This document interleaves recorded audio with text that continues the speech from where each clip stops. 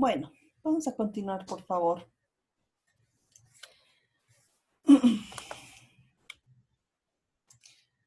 Vamos a hablar un punto bastante importante, como son los elementos fundamentales sobre los cuales sobre los cuales el discurso jurídico debe estar estructurado. Aquí hacemos referencia en cuanto al lenguaje en sí mismo.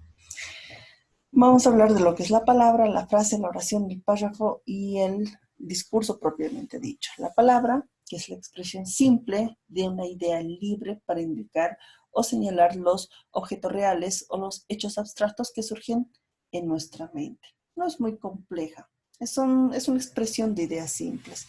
La frase ya es un poquito más compleja.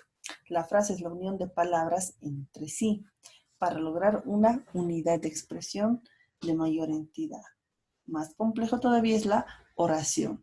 La oración es un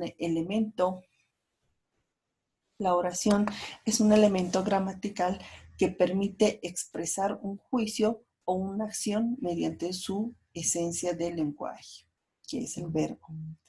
El párrafo se constituye a partir de palabras que unidas las unas a las otras forman frases y oraciones. Se ordenan en forma lógica para exponer entre un punto y otro el discurso, entre un punto y otro del discurso para una argumentación compleja. Y el discurso, que es la forma más acabada de un razonamiento sistemático, es la expresión lógica y completa que se logra sobre un determinado tema sumando párrafos. Si se dan cuenta, es como que cada elemento mayor al otro. Primero se empieza con una palabra, después puede haber una frase, oración, un párrafo y finalmente estructurar todo un discurso. Esos son elementos fundamentales del lenguaje en un discurso jurídico, sobre los cuales debe estar estructurado un discurso jurídico. Naturaleza del discurso jurídico. La naturaleza del discurso jurídico, también del ético y del moral, constituyen esferas de la realidad humana y cultural muy difícil de conocer en su entidad ontológica. A ver, aquí bastante puntual. Perdón, voy a ir cerrando algunos mensajes que envían. El discurso jurídico está relacionado directamente con un ámbito judicial. Nosotros siempre vamos a hacer de uso de elementos técnicos, pero técnicos jurídicos, manejo de leyes, jurisprudencias, precedentes, estándares, que vamos a manejar bajo un estricto orden sistemático y hasta con un protocolo, dependiendo, como les decía, el tipo del proceso y dependiendo además la etapa o la clase de audiencia en la cual les estamos participando. Teniendo en cuenta que un jurista se basa en distintas herramientas propias del derecho, la naturaleza no es otra que las leyes o lo jurídico. La naturaleza del discurso jurídico es la naturaleza del discurso jurídico, es el mismo derecho. ¿Por qué el derecho? Un derecho que abarca no solamente las leyes, sino también la jurisprudencia, la doctrina, estándares. Como hemos hablado en nuestros primeros días de clase, no solamente las leyes van a ser fuentes del derecho, y lo propio cuando hablamos del discurso, va a tener su naturaleza en lo que es el derecho en sí mismo, y más aún en las fuentes del derecho. Bueno, vamos a ver de forma no muy amplia, bastante puntual, porque no quiero saturarlos de mucha doctrina, eficacia de los discursos y el ejercicio del poder. No se olviden que la palabra tiene poder cuando uno sabe usar. A veces el principal arma de un jurista, más que sus medios probatorios, va a ser su garganta, su palabra, su buen habla. Los discursos, más aún si hablamos de un entorno o de un ámbito del ejercicio del poder, Los discursos de poder son elaboraciones discursivas complejas en las cuales se mezclan dimensiones semióticas propias de todo discurso, con construcciones, marcos, aspectos normativos, propuestas, intervenciones.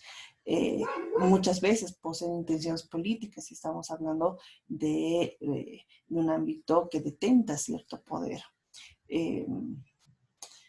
Hay una disposición, existe una disposición de conceptos, categorías, elementos en los cuales por ejemplo, elementos de cualquier discurso en las cuales el que los recibe o lo que se pretende para quienes los recibe es convencerlos, disuadirlos, persuadirlos, manipularlos, neutralizarlos, bloquearlos.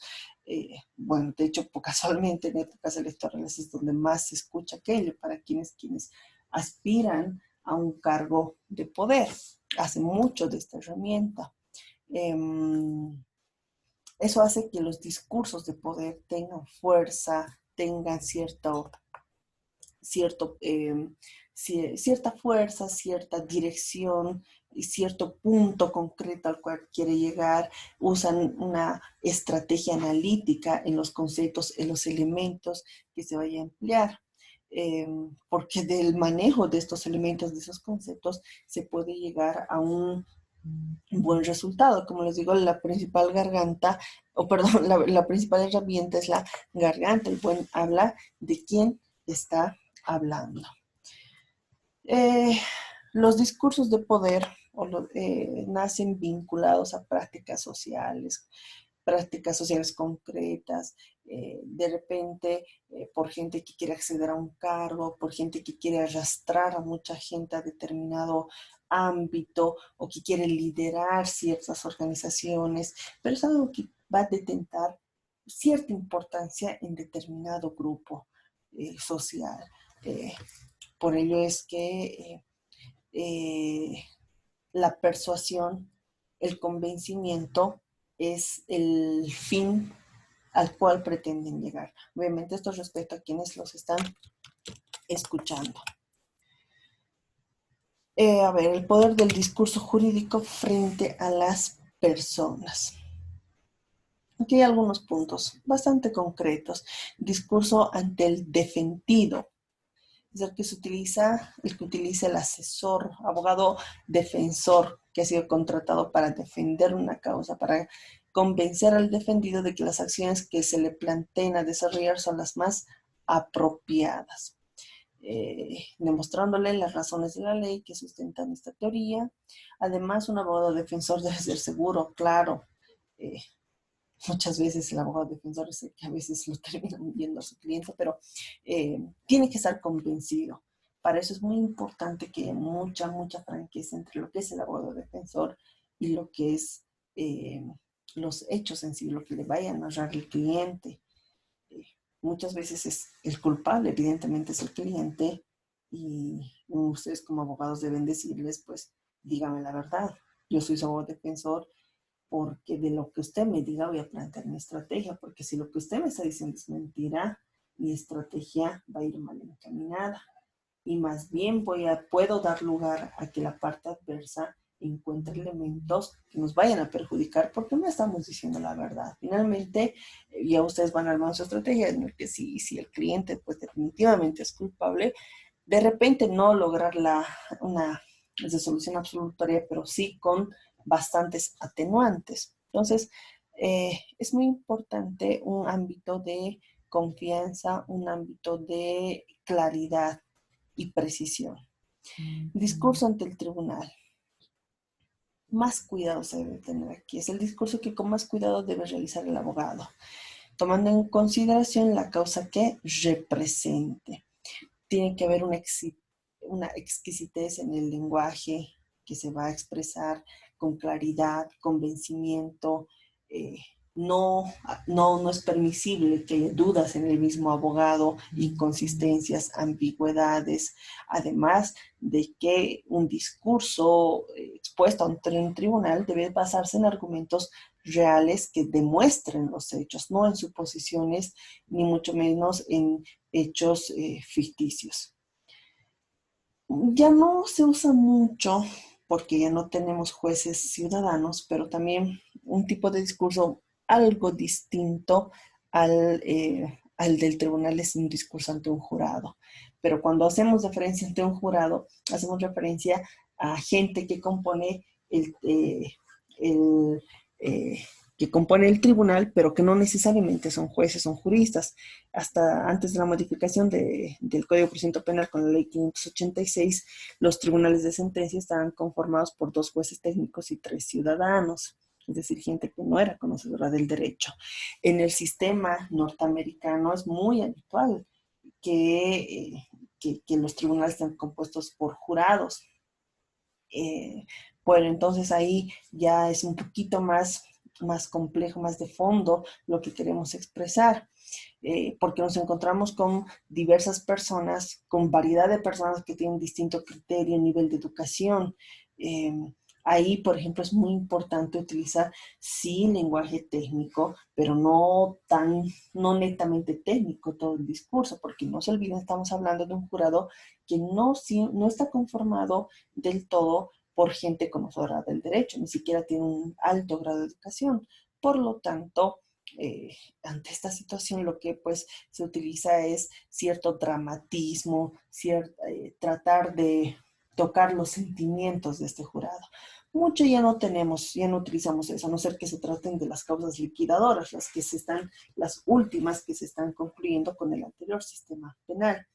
Pero ahora, bueno, si hablamos de la fase del juicio oral, netamente en materia penal, eh, se celebra ante un tribunal que está conformado por 3 jueces técnicos. Pero antes era bastante importante saber emplear otro tipo de discurso. Ten en cuenta que el tribunal, más que un tribunal, era un jurado, es decir, compuesto también por personas no conocedoras del derecho, de distinto tipo de formación, de educación. Discurso del derecho, sentido ideológico del discurso del derecho. Todo otro sentido de ideología que no sea pura norma es lo que vamos a llamar sentido ideológico del derecho. El sentido transmitido en el discurso están en las palabras mismas. Es imposible la separación absoluta entre la norma y otras ideologías. No hay una norma pura. ¿Qué quiere decir esto? Evidentemente, bueno, si tenemos en cuenta más aún el contexto que estamos, que es un Estado, ya no un Estado legislado en el que la ley es la norma suprema, sino hablamos de una norma suprema que es la Constitución, en la que hay valores supremos, principios fundamentales, garantías constitucionales, no puede ir la moral alejada del derecho. No hablamos de un derecho positivo escrito puro en su totalidad. Entonces, hay cierto sentido ideológico a partir de cuestiones axiológicas en cuanto a valores, principios, que forman parte también del discurso del derecho. Por eso es que se dice que no hay una norma pura, o sea, una norma basada únicamente en mandatos de deber ser, en normas positivas, sino que también va a ir ligado de cierto sentido ideológico. Bueno, podemos hablar también del discurso, en cuanto al discurso del derecho, el discurso del derecho y el discurso jurídico. Debemos distinguir entre el discurso del derecho y los discursos que hablan del mismo, o los discursos jurídicos. Los discursos jurídicos son los que se producen cotidianamente por parte de los abogados en su tarea profesional y público en general. O los ciudadanos comunes también pueden opinar sobre el derecho. A ver, discurso del derecho, discursos jurídicos. Discurso del derecho, un poco semejante al anterior, en el que no solamente nos vamos a basar en normas jurídicas, sino teniendo en cuenta de que la moral y el derecho no pueden ir separados. En cambio, el discurso jurídico, ya cuando hablamos de un ámbito sí netamente técnico, teniendo en cuenta quién es la otra parte con la que estamos hablando, que es generalmente otro jurista. Hablamos también, por supuesto, del discurso argumentativo, cuyo objetivo principal es convencer. Y a ello debe de ir dirigida cada palabra que se vaya a elegir. No necesariamente el convencer significa avasallar, ofender, despreciar el pensamiento que tiene otra persona, sino acudir a su entendimiento lógico para que entienda nuestras razones. El discurso argumentativo responde a la intención comunicativa o la finalidad de convencer o persuadir. Es decir, el emisor busca a través de él producir un cambio de actitud o de opinión en el receptor. ¿Cuál es la importancia en la que radica este discurso argumentativo? Radica en la posibilidad de inducir, modificar, refutar, estabilizar creencias o ideas en los destinatarios.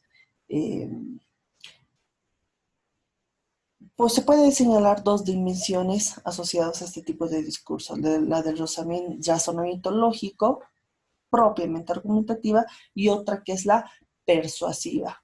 En esta persuasiva pues, es en la que se busca influir afectivamente en el receptor. ¿Y esto cómo se hace? Apelando a sus emociones y a sus sentimientos. De hecho, hay un tema que vamos a ver que es el emotivismo, que tiene mucho que ver respecto a las emociones y sentimientos en las que forman parte de la persuasión como uno de las dimensiones propias del discurso argumentativo. El discurso argumentativo responde a una intención comunicativa, como les decía hace rato, cuya finalidad es convencer o persuadir. En otras palabras, lo que va a buscar el emisor o el orador a través de su discurso es producir un cambio de actitud o mínimamente de opinión en el receptor. Como les decía, la importancia de este tipo de discursos radica en la posibilidad de inducir, modificar, refutar o estabilizar creencias o ideas en los destinatarios, logrando en ellos una visión de lo que nosotros queremos que ellos vean o de lo que el orador pretende que el receptor pueda ver.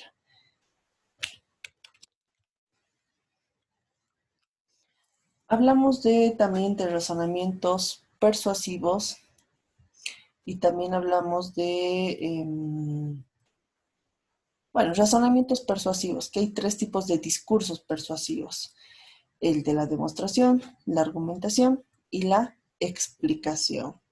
Ya para ir concluyendo este tema. La demostración trata de llegar a una conclusión partiendo de una hipótesis.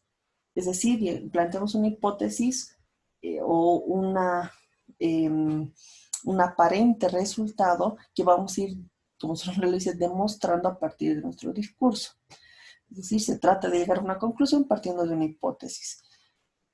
Se habla de hechos, no así de opiniones. Vamos a utilizar conceptos objetivos que en lo posible vayan a ser irrefutables. No se olviden que es algo que pretendemos demostrar, es un resultado que pretendemos demostrar. Por lo tanto, el discurso debe ir basado en elementos en la mayor medida objetivos, creíbles, demostrables. Dentro de los razonamientos persuasivos también hablamos de la argumentación.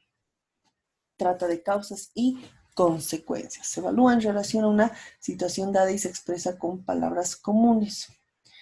¿Cuál es el objetivo principal? Como ya lo íbamos diciendo más antes, convencer al destinatario para que adopte un determinado punto de vista o en su caso realice cierta acción. Y hablamos también de la explicación. La explicación se ubica en una línea intermedia entre lo que es la demostración y la argumentación.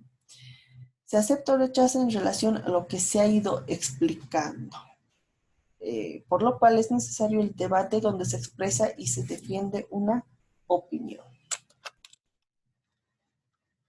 Ya para finalizar, en un discurso argumentativo se realiza una amplia variedad de formas textuales que apelan a recursos muy diversos y poseen distinto grado de complejidad. ¿Qué situaciones comunes se pueden ver que se emplean en la argumentación?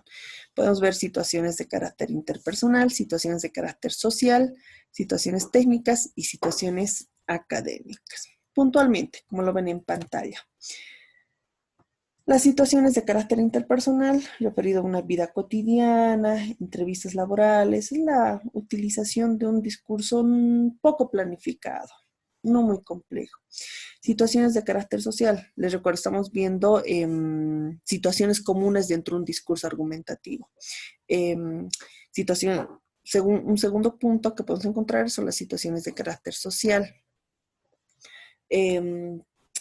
Cartas que pueden ir dirigidas a un director, a un jefe, cierta autoridad, artículos de opinión, anuncios publicitarios, debates, mesas redondas. Ya se emplea un discurso un poco más planificado y estructurado que uno de carácter interpersonal. Ya requiere una gramática, un lenguaje más elaborado y más preciso. Superior a ello es son situaciones técnicas y en un ámbito más científico, jurídico o administrativo también. Ya son más formalizados. Y finalmente encontramos situaciones técnicas. En un ámbito académico es muy importante saber argumentar para defender con éxito una posición que estamos sosteniendo. Aquí ya se requiere, por ejemplo, examinar posibles argumentos la, de otras partes o de otras personas ante quien nos estamos dirigiendo, que también puede ser en su mayoría gente académica, y buscar en todo caso argumentos sólidos que demuestran o que defienden nuestras conclusiones. Con eso estaríamos concluyendo esta unidad temática un poquito larga con varios puntos, pero bueno, así son los discursos de los abogados. Con eso estaríamos concluyendo el tema de las teorías del discurso grupo. No sé si tienen alguna duda.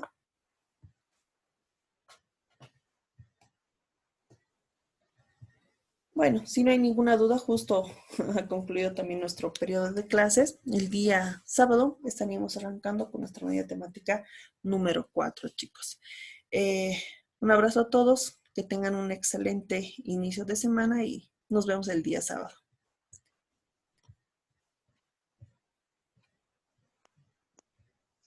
Hasta luego, doctorita, igualmente para usted. Gracias, Jimé. Hasta luego, doctorita. Hasta luego.